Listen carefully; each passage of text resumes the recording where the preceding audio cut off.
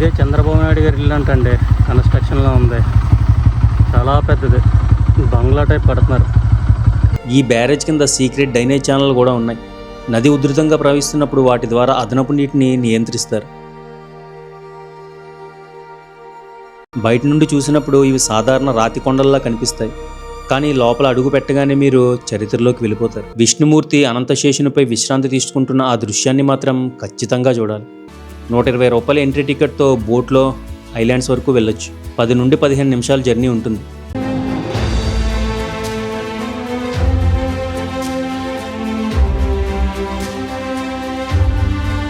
Gandhi hills నుంచి భలే కనిపిస్తుంది, సిటీ మొత్తం కనిపిస్తుంది. సిటీలో ఏమేమి చూడాలో ఈ ఒక్క పాయింట్కి వస్తే చాలు, మొత్తం పైనుంచి అన్నీ చూపించవచ్చు. దక్షిణాన్ని ఉత్తరంతో, తూర్పుని పశ్చిమంతో కలిపే మార్గమే మన విజయవాడ.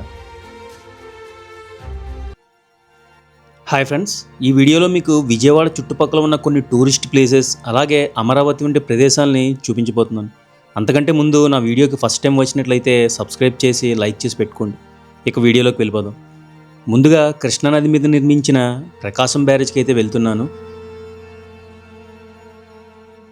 విజయవాడ నగరానికి అందాన్ని, ఆర్థికాన్ని, జీవాన్ని ఇచ్చే అద్భుత నిర్మాణమే ఈ ప్రకాశం బ్యారేజ్. ఈ బ్యారేజ్ నిర్మాణం మొదట బ్రిటిష్ కాలంలో ప్రారంభమైంది. 1855లో పూర్తయిన మొదటి ఆనకట్ట కేవలం తాత్కాలికంగా ఉండేది. కానీ కాలక్రమంలో దెబ్బతినడంతో 1950లలో మళ్ళీ ఒక కొత్త ప్రాజెక్టుగా దీన్ని నిర్మించారు. 1957లో అప్పటి ముఖ్యమంత్రి టంగుటూరి ప్రకాశం పంతులు గారి గౌరవార్థం దీనికి ప్రకాశం బ్యారేజ్ అని పేరు పెట్టారు. ఈ బ్యారేజ్ పొడవు సుమారు 1.2 కిలోమీటర్లు, 70కి పైగా గేట్లు కలిగి ఉంటుంది. ఇది కేవలం నీటి నిల్వ కేంద్రం మాత్రమే కాదు, దీనివల్ల గుంటూరు, కృష్ణా జిల్లాల్లోని లక్షల ఎకరాల భూమికి నీటి జీవం అందుతుంది. కేవలం వ్యవసాయం మాత్రమే కాదు, పరిశ్రమలు, తాగునీరు, విద్యుత్ అవసరాలు అన్నీ ఈ బ్యారేజ్ ద్వారా నిండుతున్నాయి. ఈ బ్యారేజ్ కింద సీక్రెట్ డ్రైనేజ్ ఛానల్ కూడా ఉన్నాయి. నది ఉధృతంగా ప్రవహిస్తున్నప్పుడు వాటి ద్వారా అదనపు నీటిని నియంత్రిస్తారు. బ్యారేజ్ నుండి 6 కిలోమీటర్ల దూరంలో ఉన్న ఉండవల్లి అనే గ్రామంలో రాక్ కట్ ఆర్కిటెక్చర్ కేవ్స్ ఉంటాయి. బయట నుండి చూసినప్పుడు ఇవి సాధారణ రాతి కొండల్లా కనిపిస్తాయి, కానీ లోపల అడుగు పెట్టగానే మీరు చరిత్రలోకి వెళ్ళిపోతారు. ఈ గుహలు దాదాపు 1600 సంవత్సరాల క్రితం చెక్కబడ్డాయని చరిత్ర చెబుతుంది. ఇవన్నీ చూస్తున్నారా, రాక్ కట్ కేవ్స్ మాట. ఇవి ఎంత పర్ఫెక్ట్గా కట్ చేశారు, రాక్ని పర్ఫెక్ట్గా కట్ చేసి షేప్స్ అవి తీసుకొచ్చారు. ఇవన్నీ ఇది ఫస్ట్ ఫ్లోర్ మాట. కానీ పైకి వెళ్తే ఇంకో 2 ఫ్లోర్లు వస్తాయి. ఇది ఒక మోనోలిథిక్ రాక్ కట్ టెంపుల్, అంటే ఒక రాతిని చెక్కి సృష్టించిన అద్భుత కట్టడం. ప్రతి స్తంభం, ప్రతి గోడ, ప్రతి విగ్రహం ఆ కాలపు శిల్పకళా ప్రతిభకు నిలువెత్తు నిదర్శనం.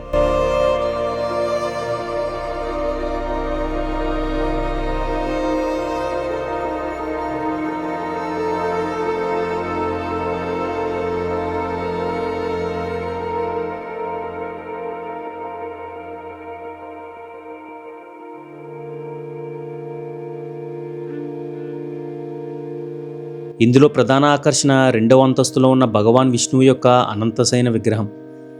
రాతితో చెక్కబడిన ఈ విగ్రహం దాదాపు 5 మీటర్ల పొడవు ఉంటుంది. విష్ణుమూర్తి అనంతశేషునిపై విశ్రాంతి తీసుకుంటున్న ఆ దృశ్యాన్ని మాత్రం ఖచ్చితంగా చూడాలి. చాలామందికి తెలియని విషయం ఏంటంటే, ఉండవల్లి గుహలు తొలుత జైన సన్యాసులు ఆశ్రమాలుగా ఉండేవి. తరువాత కాలంలో వీటిని హిందూ దేవాలయాలుగా మార్చారు. అందుకే ఇక్కడ జైన శిల్పకళ, హిందూ ఆధ్యాత్మికత రెండింటి సమ్మేళనం కనిపిస్తుంది.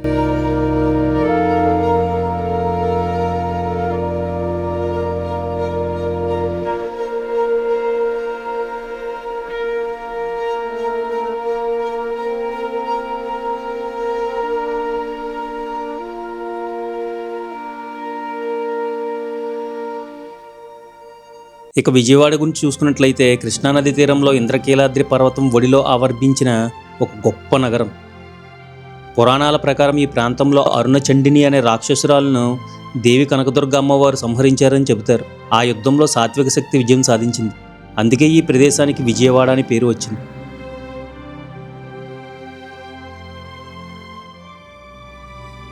ఆంధ్రప్రదేశ్లో 20 లక్షలకు పైగా జనాభాతో విశాఖపట్నం తర్వాత 2వ అతి ఎక్కువ జనాభా ఉన్న నగరంగా పేరుకెక్కింది. ఆర్థిక వ్యవస్థ పరంగా విజయవాడ ఒక శక్తివంతమైన కామర్స్ హబ్. ఇక్కడ ప్రధాన ఆదాయ వనరులు ట్రేడ్ అండ్ ట్రాన్స్పోర్ట్. ఆటోమొబైల్ షోరూంలు, రైస్ మిల్స్, టెక్స్టైల్స్ బిజినెస్, విద్యా సంస్థలు, health sector, real estate, IT రంగం ఇవన్నీ కలిపి విజయవాడని ఆర్థికపరంగా నిలదొక్కునేలా చేశాయి. ఇక్కడ MG Marg, Benz circle, Governorpet వంటి ప్రాంతాలు వ్యాపార నాడులుగా ప్రసిద్ధి. విజయవాడని చాలామంది కమర్షియల్ క్యాపిటల్ ఆఫ్ ఆంధ్రప్రదేశ్ అని పిలుస్తారు. ఇటీవల విజయవాడతో పాటు అమరావతి మెట్రో రీజియన్ డెవలప్మెంట్ ద్వారా భారీ రియల్ ఎస్టేట్ వృద్ధి, రోడ్డు అభివృద్ధి, రివర్ ఫ్రంట్ ప్రాజెక్టులు జరుగుతున్నాయి. రవాణా పరంగా విజయవాడ జంక్షన్ దక్షిణ భారతదేశంలోని అత్యంత రద్దీ గల రైల్వే జంక్షన్లో ఒకటి. ఇది ఎయిర్పోర్ట్ కూడా అంతర్జాతీయ ప్రమాణాలతో విస్తరిస్తోంది. కృష్ణానది మీద ఉన్న ప్రకాశం బ్యారేజ్ నగరానికి ఆర్థికంగా మాత్రమే కాదు, పర్యాటక పరంగా కూడా ప్రాణం లాంటిది. విజయవాడ టూరిజంలో ఇంకొక మణిహారం భవానీ ఐలాండ్స్. కనకదుర్గ అమ్మవారి ఆలయ కింద భాగంలోనే దుర్గాఘాట్, బెర్మ్ పార్క్ అనే ఏరియా నుండి బోట్ ద్వారా ప్రయాణించాలి ఈ ఐలాండ్స్కి. 120 రూపాయల ఎంట్రీ టికెట్తో బోట్లో ఐలాండ్స్ వరకు వెళ్ళొచ్చు. 10 నుండి 15 నిమిషాల జర్నీ ఉంటుంది. లోపల రిసార్ట్స్, రెస్టారెంట్స్ కూడా ఉంటాయి. ఎవరైనా స్టే చేయాలనుకుంటే స్టే చేయొచ్చు.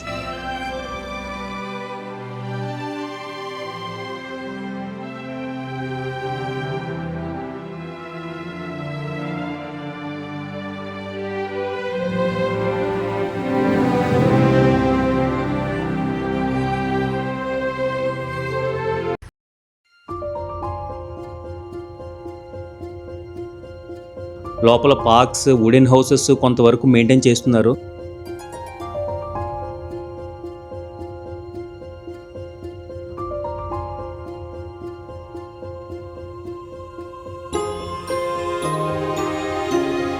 ఇందులో అమ్యూజ్మెంట్ పార్క్ కూడా ఉంటుంది. అందులో ఫస్ట్ టైం మేజ్ మిర్రర్లోకి వెళ్ళాను. చాలా మంచి ఎక్స్పీరియన్స్ ఇచ్చింది.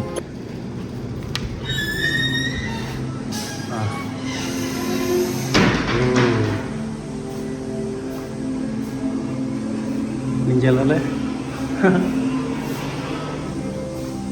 రంగురంగులు ఉన్నాయి.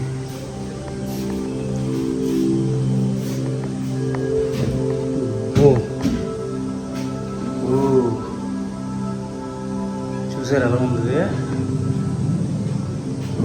లోయలో ఉన్నట్టుంది. దానికి ఎఫెక్ట్ ఒకటే మళ్ళీ ఊగుతుంది. అబ్బా వచ్చామండి. ఎక్కడికి వెళ్ళాలి? ఏం కనిపించట్లేదు. ఇక్కడ కనిపిస్తున్నాను. ఇది వస్తే ఇది ఏమో ఎటు నుంచి వెళ్ళాలి? వెళ్ళాలా? ఓ అమ్మ, ఓ భలే ఉందండి. ఇది 60 రూపీస్ అంతే కదా. బాగుంది. ఇది ఎటు నుంచి వెళ్ళాలో తెలియట్లేదు. కన్ఫ్యూజ్ అయిపోతాం. తగిలితే ఇది అర్థాలు చాలా కంగా తగ్గుతుంది. ఇటు కాదు, ఇటు కాదు, ఇటు వెళ్ళాలి. ఉడియమ్మ భలే ఉంది. ఉడియమ్మో టంగుమని తగ్గుతుంది. అమ్మో ఇదేదో భైరవ ద్వీపం అద్దాల రూమ్ లాగా ఉంది. ఇటు నుంచి వెళ్ళాలి. బో ఇటు వెళ్తే మళ్ళీ ఇటు వస్తుంది. ఇటు బంద్. ఇటు వెళ్ళినా మళ్ళీ వచ్చాయి. ఇది ఎగ్జిట్. అమ్మ ఇక్కడ అంతా గ్లాస్ బ్రిడ్జ్. బాగా చేశారు. చాలా బాగుంది. మంచి ఎక్స్పీరియన్స్. ఈ ఐలాండ్స్ మొత్తం ఏం మెయింటెనెన్స్ లేదండి. మొత్తం పాడైపోయింది. శిథిలావస్థకు చేరిపోయి మొత్తం వాటర్ నిండిపోయడం వల్ల ఏమైనా జరిగిందేమో. బట్ మెయింటెనెన్స్ చేసి మంచిగా ఉంచవచ్చు. దీన్ని చుట్టూ ఒక వాల్ కన్స్ట్రక్షన్ చేసి సూపర్గా కన్స్ట్రక్షన్ చేయొచ్చు. లోపల టూరిజంకి మంచిగా యూజ్ అవుతుంది.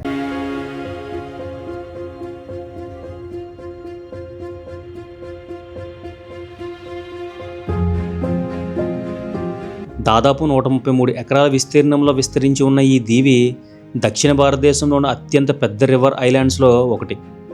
ప్రకాశం బ్యారేజ్ సమీపంలో కృష్ణానది ప్రశాంత జలాల మధ్యలో ఉన్న ఈ దీవి ప్రకృతి అందాలు మరియు వినోదం కలయికగా నిలుస్తుంది. ఈ దీవి పేరు కనకదుర్గ అమ్మవారి భవానీ రూపం నుండి వచ్చింది. చాలామందికి తెలియని విషయం ఏంటంటే, ఇప్పట్లా టూరిస్ట్ ప్రదేశంగా మారకముందు ఈ దీవి ప్రభుత్వ గెస్ట్ హౌస్లు మరియు ఫిషింగ్ రిసార్ట్ల కోసం మాత్రమే ఉపయోగించబడేది. తరువాత ఆంధ్రప్రదేశ్ టూరిజం డెవలప్మెంట్ కార్పొరేషన్ దీనిని అభివృద్ధి చేసి ప్రపంచ స్థాయి పర్యాటక కేంద్రంగా మార్చడానికి ప్రయత్నిస్తుంది.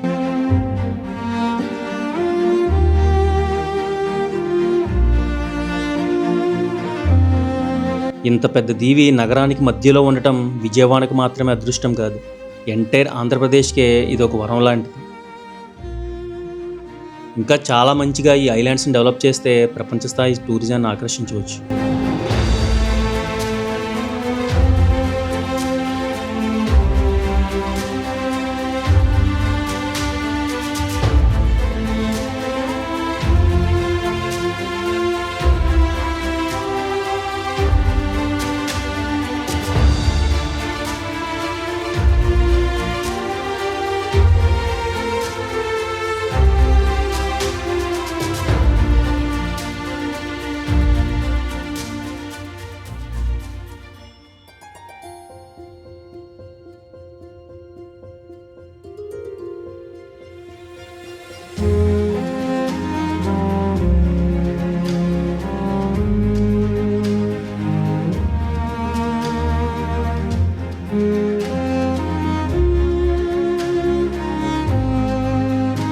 ఇక బెంజి సర్కిల్లో సత్యబాబు కోడిపలావ్ చాలా ఫేమస్ చేశారు, కానీ అంత గొప్పగా ఏమీ లేదండి.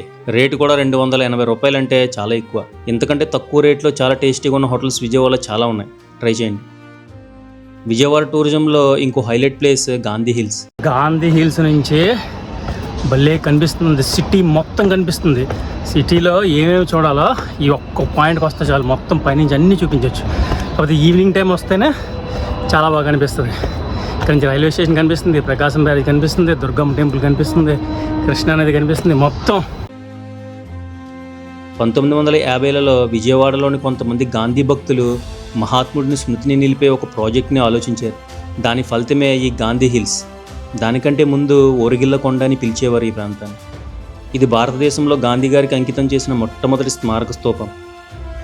కొండపై నుంచి మీరు విజయవాడ నగరం మొత్తాన్ని, కృష్ణానది ప్రవాహాన్ని, ప్రకాశం బ్యారేజ్ మెరుపుల్ని ఒకేసారి చూడవచ్చు. సాయంత్రం వేళ సూర్యాస్తమయంలో కొండపై నుంచి చూస్తే విజయవాడ నగరం నారింజ రంగు వెలుగుల్లో వెలిగిపోతుంది. అలాగే కొండ చుట్టూ నేరోగేజ్ రైల్వే ట్రాక్ కూడా ఉంటుంది, కానీ ప్రస్తుతం దాన్ని ఆపారు. రానున్న రోజుల్లో ఈ కొండను మరింత అందంగా తయారు చేసి వరల్డ్ టూరిజంని ఆకర్షించాలనేది నా అభిలాష.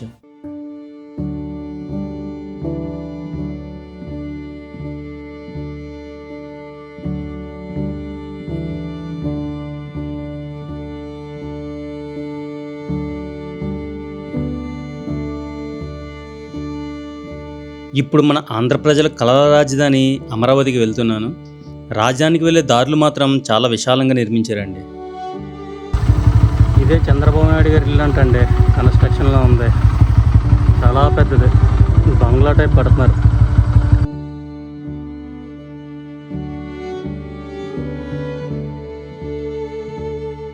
ఒకప్పుడు ఇది కేవలం పచ్చని పంటలతో నిండిన గ్రామం. కానీ ఈ నదీ తీరంలో ఒక కొత్త రాజధాని రూపుదిద్దుకుంటుందనే వార్త విన్నప్పుడు ప్రతి రైతు, ప్రతి ఆంధ్రవాసి కళ్ళల్లో ఒక వెలుగు వెలిగింది. అదే అమరావతి డ్రీమ్. 2014లో ఆంధ్రప్రదేశ్ రాష్ట్ర విభజన తర్వాత చంద్రబాబు నాయుడు గారు ఈ ప్రాంతాన్ని రాజధానిగా ఎంపిక చేశారు. కృష్ణానది తీరాన పచ్చని నేలపై smart city, green city, people city అనే కళతో అమరావతి రూపుదిద్దుకుంది. ప్రపంచ స్థాయి ఆర్కిటెక్ట్లు ప్లాన్ చేసిన స్కై స్క్రాపర్లు, విశాలమైన రోడ్లు, గవర్నమెంట్ కాంప్లెక్స్లు, ఇది కేవలం రాజధాని కాదు, ఒక డ్రీమ్ ప్రాజెక్ట్. కానీ ఆ కళ మధ్యలోనే ఒక పెద్ద విరామం వచ్చింది. ఇప్పుడు 2024 ఎన్నికల తర్వాత మళ్ళీ అదే పేజీ తిరిగింది. ఇప్పటికే 74 ప్రాజెక్టులు పునఃప్రారంభమయ్యాయి. రోడ్లు, ఫ్లడ్ కంట్రోల్, గవర్నమెంట్ సెక్రటేరియట్ భవనాలు మళ్ళీ పనిలోకి వచ్చాయి. సుమారు 3 సంవత్సరాల్లో మొదటి దశ పూర్తి చేయాలని లక్ష్యంగా ఉంది.